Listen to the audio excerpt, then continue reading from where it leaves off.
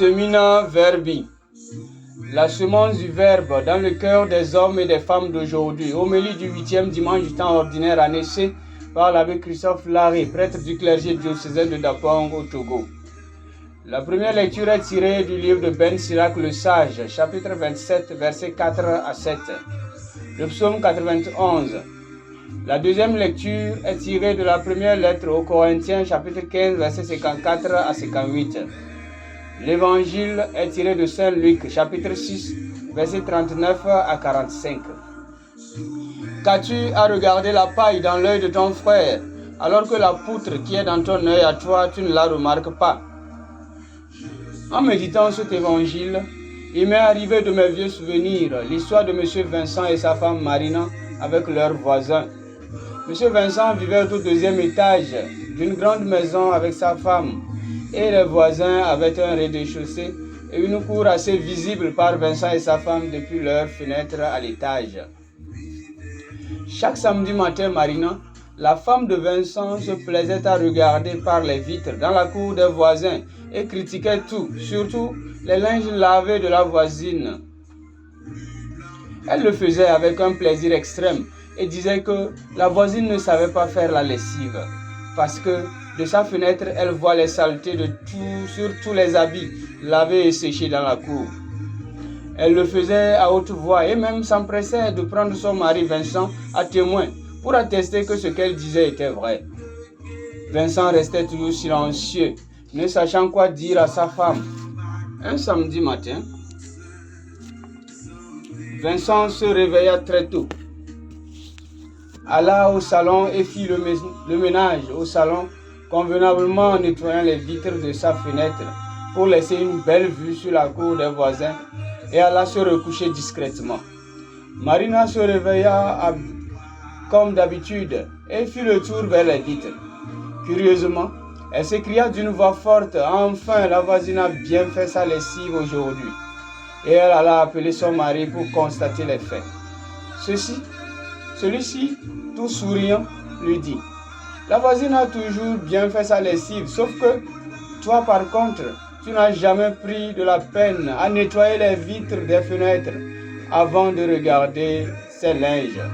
Aujourd'hui, j'ai nettoyé les vitres très tôt le matin, j'ai fait le ménage, j'ai bien nettoyé les vitres.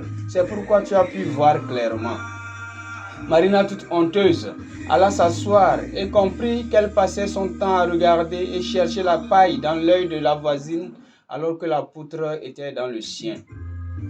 Bien-aimé du Seigneur, loué soit Jésus-Christ. L'évangile d'aujourd'hui est la suite de celui du dimanche dernier où il était question d'un enseignement sur le vrai. Le véritable amour qui ne se limite pas à un cercle fermé des personnes qui nous font du bien et qui nous aiment, mais bien davantage et surtout une ouverture sur l'ennemi, celui-là même qui n'hésitera pas à nous faire du mal, à nous tuer. Voilà le paradoxe de la nouvelle loi de l'amour que Jésus apporte. Aimer son ennemi, une nouvelle école qu'il vient de créer. Aujourd'hui, dans cet évangile que nous venons d'écouter, Jésus invite ses disciples à être à cette école où l'on écoute le maître pour apprendre à être comme lui et non se fier à ses propres jugements souvent très méchants. Les disciples doivent se plier à l'enseignement du maître, car, dit Jésus, celui qui est bien formé sera comme son maître. Or, le seul maître, c'est Jésus qui est venu ouvrir les yeux des aveugles. À leur tour, les disciples ont pour mission de porter au monde la lumière de la révélation. Le prophète Isaïe l'avait dit, bien des siècles avant, sur la personne de Jésus, dans ce qu'on appelle le chant du serviteur. Je t'ai destiné, je cite, « Je t'ai destiné à être la lumière des nations, à ouvrir les yeux des aveugles, à tirer du cachot le prisonnier, de la maison d'arrêt les habitants des ténèbres. » Fin de citation, confère Isaïe 42, versets 6 et 7.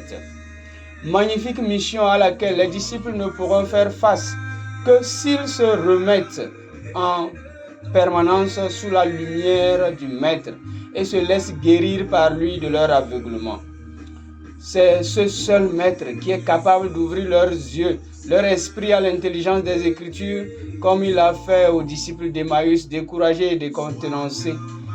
Ainsi, Ils pourront voir clair et se méfier des jugements avec une allure modérée et non remplie d'eux-mêmes, mais à regarder les autres avec miséricorde en communiquant la volonté de Dieu. Car la parole qui doit enseigner, redresser et encourager ne peut porter de fruits que si elle vient d'un cœur bon et pur. Un cœur qui s'autocritique, qui s'analyse pour voir l'effort à faire dans sa propre vie, d'abord avant de demander la même chose à d'autres. Et ce bon cœur, c'est Jésus seul qui peut le modeler en nous. C'est lui le maître qui transmet le vrai enseignement.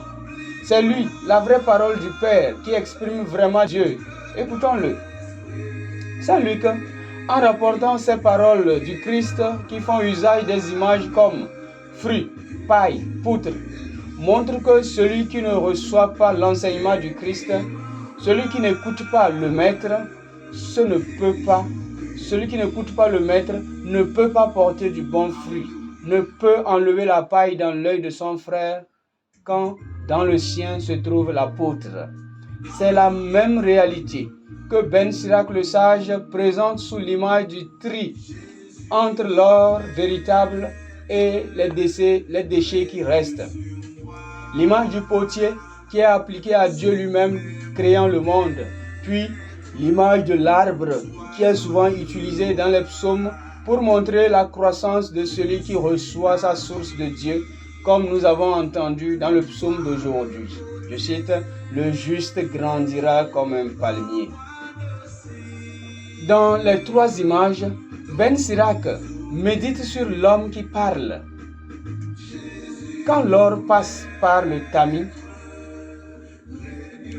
les déchets, les scories sont rendus visibles. Ce qui est utile passe et est recueilli, tandis que les déchets restent très visibles à l'œil nu, alors qu'avant le tamis, les deux étaient confondus. Et on pouvait facilement dire que tout est de l'or, apparence trompeuse.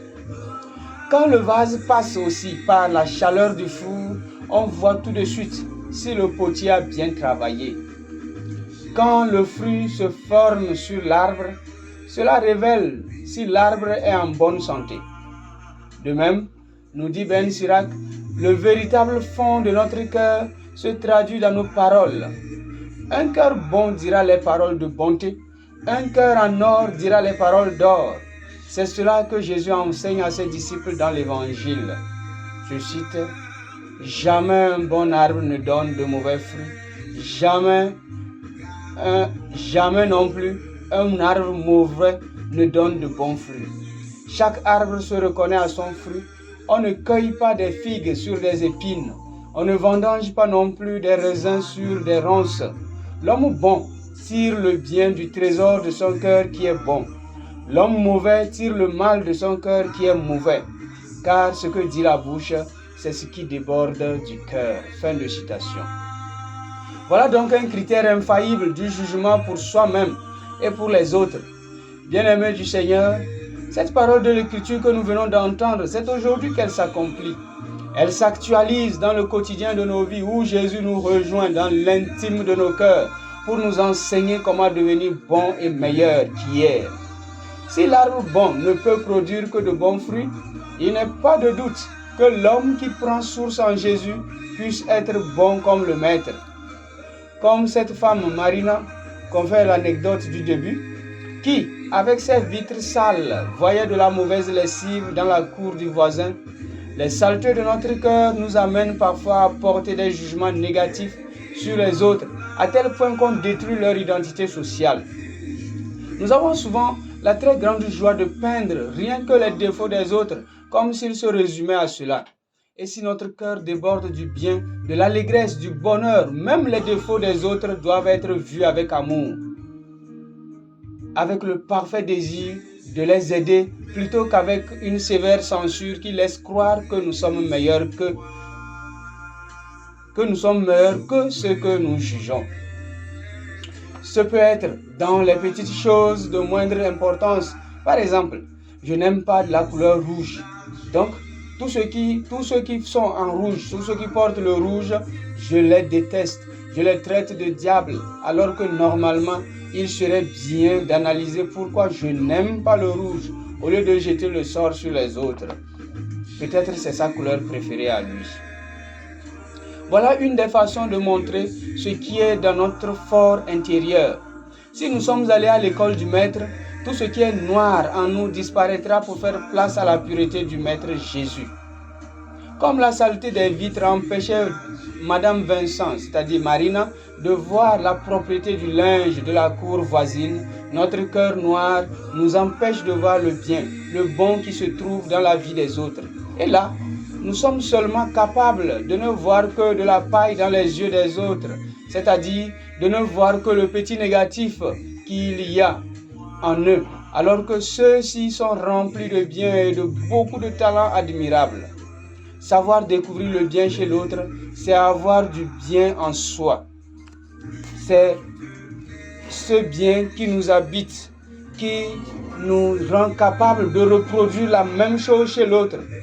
Si mon cœur est rempli de cupidité, de méchanceté, je penserai toujours à la place des autres en me transposant dans leur vie, en inscrivant cette même méchanceté dans leur vie parce que je pense que tout le monde est comme moi. L'autre versant aussi de l'intérieur d'une personne est ce qu'elle dit des autres, ce qu'elle raconte des autres. Dans certains coins de Dapon, quand tu passes, c'est toute ton histoire qui vient de passer avec toi. Même ce que tu n'as pas encore fait. Tellement on aime les affairages, les commérages, les ragots. Comme on dit bien chez moi en pays Mouva, voilà. Sachez que c'est le trop-plein de leur cœur que ceux-ci racontent ou bien ils laissent voir. Car on n'apprécie pas un homme sans l'avoir entendu parler, nous dit Ben Sirac le sage. Si tu es habitué à parler mal des gens, l'appréciation qui sera faite de toi, c'est que toi-même tu es mauvais. À force de les écouter, on se rend compte de l'identité réelle de ce quartier ou de ce coin de la ville, ou même de cette famille. Dans les familles, le trop-plein du cœur des adultes forge le comportement des enfants. Quand dans une famille, les parents passent leur temps à s'insulter proprement, à insulter les voisins, les enfants prennent cela comme une norme, un bien à préserver. Et ils l'utilisent quand le moment est propice. Puisqu'ils sont à l'école des adultes, ils suivent bien le cours et deviennent aussi excellents comme les maîtres, et parfois même plus. Mettons nos enfants à une bonne école, celle du bien qui transparaît dans nos vies. À l'école du Maître Jésus, puisque lui-même il est bon, puisque son cœur est bon, il transmet et communique le bien et le bon. Tous ceux qui sont partisans du bien sont des disciples du Maître Jésus. Aujourd'hui donc, la parole de Dieu nous invite à cette école de Jésus, où l'on apprend à faire le bien. Rien que du bien, jamais le mal à personne.